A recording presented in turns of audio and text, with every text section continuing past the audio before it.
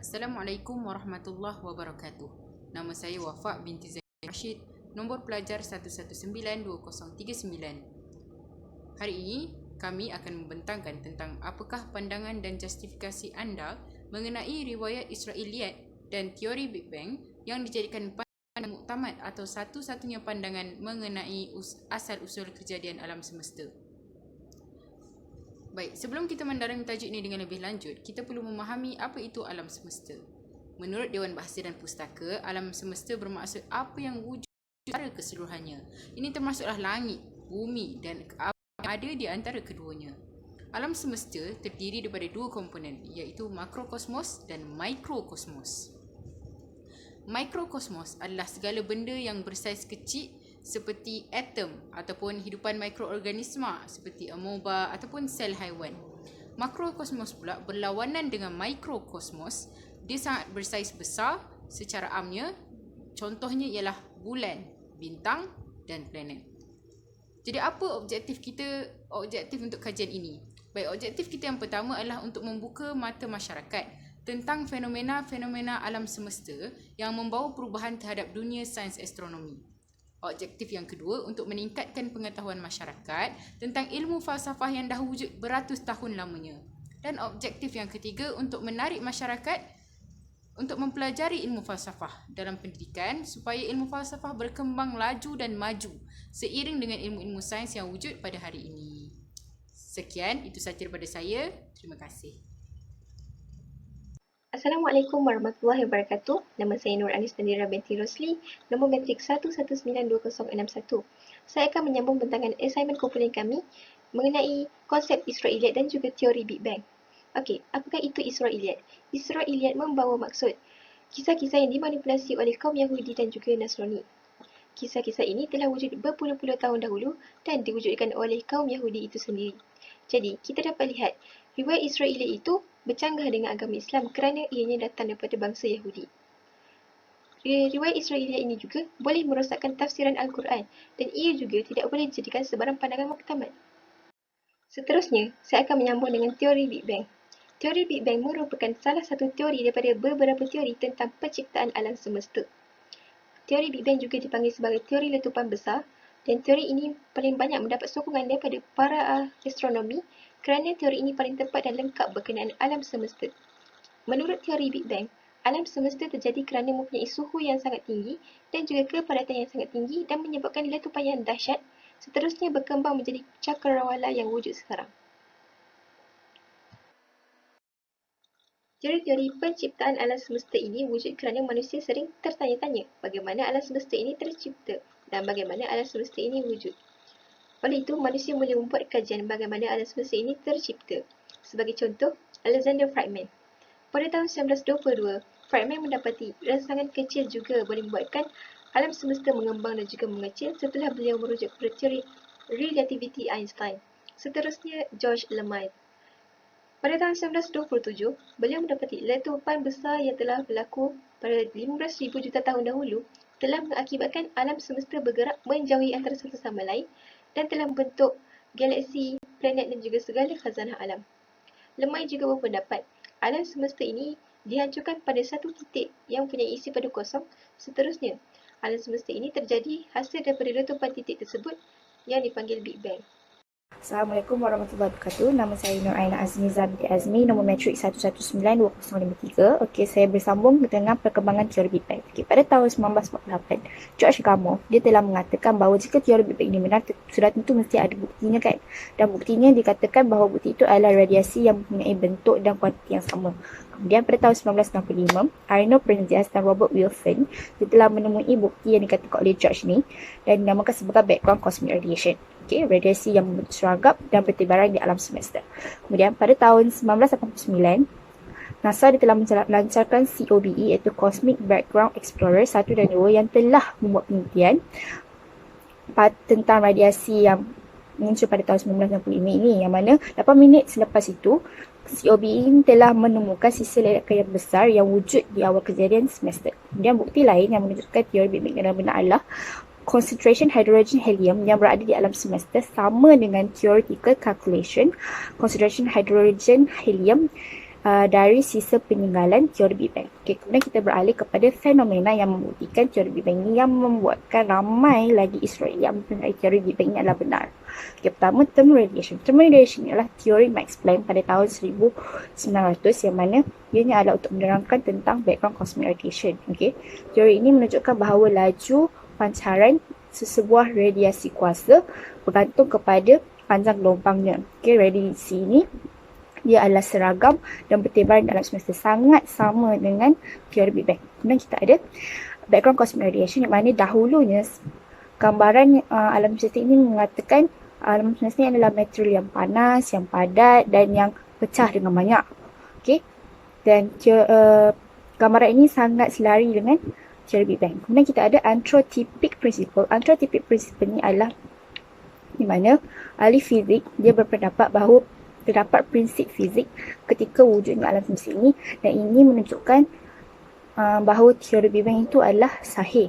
Kemudian kita ada quantum theory, yang mana quantum theory ini juga adalah teori Max Planck, dan teori ini adalah untuk menjelaskan tentang teori Big Bang. Okay, kemudian Erwin Schrödinger dan juga Werner Heisenberg, mereka telah membina satu quantum mekanik berdasarkan quantum theory ini, yang mana terdapat dua ramalan berdasarkan quantum mekanik ini, iaitu pertama, sekelompok galaksi yang bergerak dari galaksi lain yang kemudiannya alam semesta ini berkembang. Kemudian kita juga ada ramalan kedua, iaitu dikatakan bahawa jika ruang masa itu mengembang, sudah tentu masa dahulu ruang masa itu padat. Okay, mampat kerana sampai sekarang ruang masa itu masih mengembang. Okay, berdasarkan daripada teori, daripada ramalan-ramalan, daripada fenomena ini, Israeliat semakin mengenai bahawa teori Big Bang itu adalah bagaimana alam semesta ini terwujud. Namun kami semua mempercayai bahawa itu adalah tidak sahih. Okay? Dan kenapa ini tidak sahih dan bagaimana sebenarnya alam semesta ini diwujudkan akan diterangkan oleh sahabat saya selepas ini. Bismillahirrahmanirrahim. Assalamualaikum warahmatullahi wabarakatuh. Nama saya Syafawatul Husna binti Ramli, nombor matrik 1192055. Seterusnya kita beralih kepada penciptaan alam menurut perspektif Islam. Dalam Al-Quran terdapat banyak bukti yang membangkang teori Big Bang. Sebaliknya, menjelaskan bagaimana alam ini dicipta. Okay, bukti pertama ada disebut dalam yang bermaksud, dan apakah orang-orang yang kafir tidak mengetahui bahawasanya langit dan bumi kedua-duanya dahulu adalah sesuatu yang padu, kemudian kami pisahkan antara keduanya, dan dari air kami jadikan segala sesuatu yang hidup, maka mengapakah mereka tiada juga beriman? Okey, menurut tafsiran Ibnu Kathir, Allah Subhanahu Wa Taala memberi peringatan dalam ayat tersebut tentang kekuatannya yang sempurna dan kerajaannya yang agung. Dan mereka yang tidak beriman juga menyaksikan pelbagai makhluk satu peristiwa demi peristiwa dalam kehidupan yang nyata. Semua itu bukti adanya Maha Pencipta, tapi mereka tidak juga beriman. Dalam ayat tersebut dapat membuktikan bahawa langit dan bumi adalah satu gumpalan, kemudian gumpalan tersebut berpecah sehingga terdapat pemisah antara langit dan bumi. Bukti yang kedua kita boleh lihat dalam surah Al-Zariyat ayat 47. Allah berfirman yang bermaksud, dan langit itu kami bangun dengan kekuasaan kami, dan sesungguhnya kami benar-benar meluaskannya. Dalam tafsir Misbah Quraisyihab menjelaskan bahawa Allah menguatkan langit dengan kekuatannya. Allah juga bentangkan bumi sebagai tempat tinggal. Ayat tersebut tersirat dengan beberapa rahsia ilmiah. Antaranya yang pertama, Allah mewujudkan alam yang luas dengan kekuatannya. Perkataan As-Samad dalam ayat tersebut dimaksudkan sebagai segala yang berada di atas langit seperti planet, bintang, sistem suria dan galaksi. Selain itu, kita dapat lihat pada ayat 11 dan 12 surah Al-Fussilat.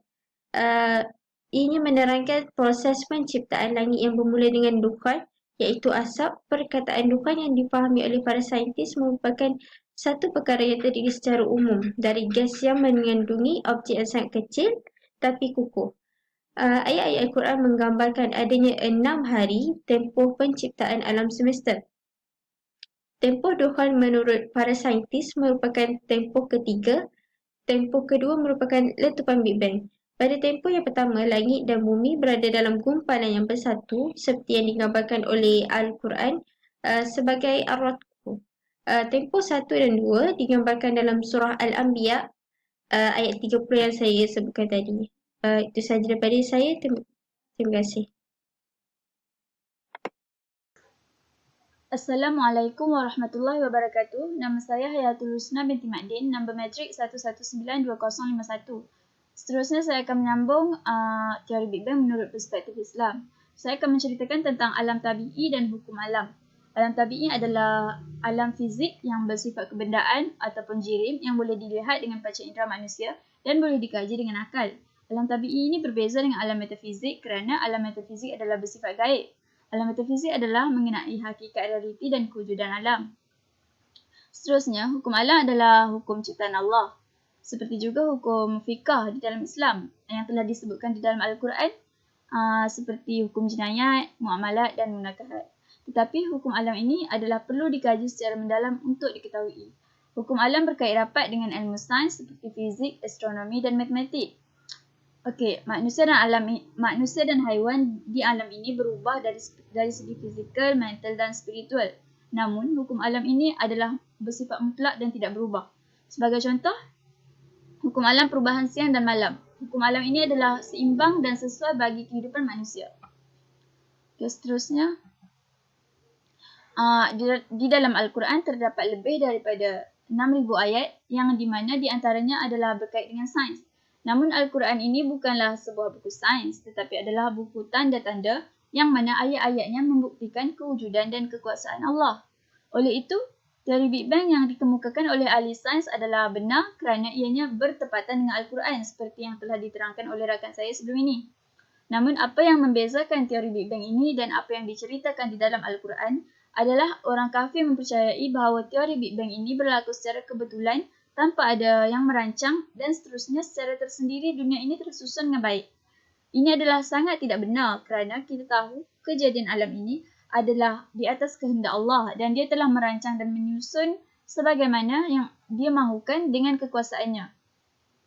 Sebagai contoh, jika ada sebuah bandar yang diserang tornado secara tidak sengaja, maka produknya selepas itu pastilah hancur dan rosak.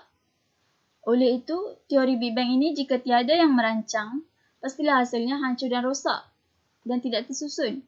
Namun, sebaliknya ia menghasilkan produk yang tersusun dan cantik, iaitu sistem suria dan serta bersama dengan peraturan-peraturannya.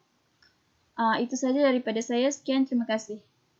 Bismillahirrahmanirrahim. Assalamualaikum warahmatullahi wabarakatuh. Nama saya Nurdini binti Muhammad Taufik. Nama matrik saya 1192093. Seterusnya saya akan membentangkan tentang kesimpulan dalam kajian falsafah kumpulan saya. Yang dicipta di dunia ini, terutama sekali alam semesta yang dapat difikir bagaimana penciptaannya oleh akal fikiran manusia merupakan suatu bukti akan kekuasaan dan kehendak yang Maha Esa. Alam semesta yang merangkumi benda yang berukuran kecil seperti atom dan juga ukuran yang besar seperti planet merupakan salah satu bukti ciptaan Tuhan. Malah penciptaan langit dan bumi ini adalah sesuatu yang tidak mampu dipersoalkan lagi akan kewujudan Allah SWT. Namun begitu, setelah sekian lama wujudnya penciptaan ini, maka terjadilah pelbagai teori-teori yang ada bercanggah dengan kewujudan kitab-kitab terdahulu seperti kitab Injil, Taurat dan sebagainya yang telah diturunkan pada suatu ketika dahulu. Tidak dilupakan juga mazhab yang terakhir yang diturunkan oleh Allah SWT melalui malaikat Jibril, iaitu kitab yang teragung dan suci yang digunakan sehingga ke hari ini turut berlaku percanggahan dengan teori-teori barat yang diperkenalkan sekarang iaitu teori letupan Big Bang. Kita mengurat langkah lebih jauh dalam teori Big Bang ini, tidak dinafikan bahawa pada berpuluh ribu abad dahulu riwayat Israiliyat yang diwujudkan oleh bangsa Yahudi itu sendiri telah mengelirukan umat Islam di dunia ini. Ini kerana riwayat Israiliyat merupakan kisah-kisah terdahulu yang dicipta dan dimanipulasikan oleh musuh-musuh Islam telah bercanggah dengan tafsiran Al-Quran itu sendiri. Sesungguhnya Al-Quran merupakan kitab yang lagi jelas kebenarannya. Maka riwayat Israiliyat ini sememangnya mampu merosakkan kesucian kitab suci ini dan merosakkan akidah umat Islam. Seterusnya, berbalik kepada teori Big Bang yang diuar-uarkan sebagai suatu teori yang turut bercanggah dengan Al-Quran turut menjadi perbahasan para ilmuwan, terutama sekali ahli-ahli astronomi. Hal ini demikian kerana setiap ilmuwan yang mengeluarkan buah fikiran yang berbeza ini mungkin tidak dapat diterima oleh akal fikiran kerana bercanggah dengan kitab suci Al-Quran. Namun begitu, tidak dinafikan terdapat juga pendapat atau falsafah yang berkaitan teori Big Bang ini mampu diterima dan tidak bercanggah dengan Al-Quran, iaitu teori yang dibawa oleh Alexander Friedman. Walau bagaimanapun, sampai sekarang masih belum ada teori yang benar-benar tepat untuk menggambarkan masa depan alam semesta. Hal ini kerana pertanyaan demi pertanyaan yang dijawab pasti akan muncul pertanyaan yang baru ataupun kritikan yang baru. Al-Quran merupakan sebenar-benar panduan untuk seluruh umat manusia di muka bumi ini, terutama sekali umat Islam, kerana di dalam kitab suci ini sudah wujud teori-teori sains moden yang selari dengan akidah Islam. Tegasnya, Al-Quran merupakan sumber ilmu yang benar dan merupakan kepercayaan umat Islam bahawasanya alam semesta ini wujud dengan kehendak dan kekuasaan Allah Subhanahu Wa Taala. Daripada saya, terima kasih.